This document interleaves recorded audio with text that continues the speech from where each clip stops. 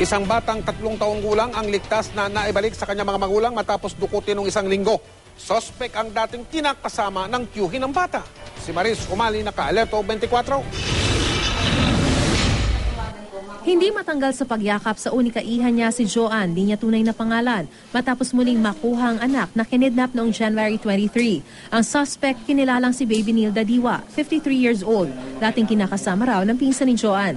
Hindi raw niya akalaing may masamang balak si Nilda nang yayain silang kumain sa fast food at mag-grocery. Ipila mo lang yung pinamili natin, ibibili ko lang ng chocolate yung bata. Tapos hindi na bumalik, dinala na yung bata.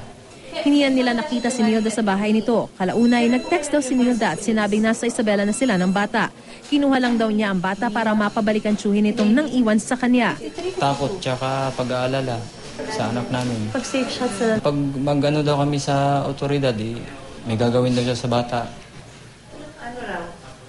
Yun nga po, papatayin niya daw po, pati siyang papakamatay. Nagsagawa ang CIDG Women and Children Protection Division ng entrapment operation laban kay Nilda.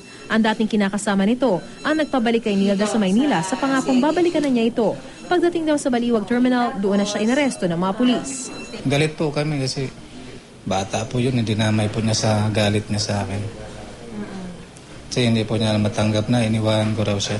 Kinuha ko naman po talaga na walang paalam sa nanay. Kaya kidnapping po talaga yung... Di naman po ako masamang tao. Alam ko naman po yung ginagawa ko na ano lang po ako sobra sa pagmamahal ko po dun sa lalaki. Patawarin nila ako sa ginawa ko. Nagdilim lang po yung ano ko kasi wala na akong ibang maisip. Kami nagpadala sa ano niya. Anong balak niyong gawin?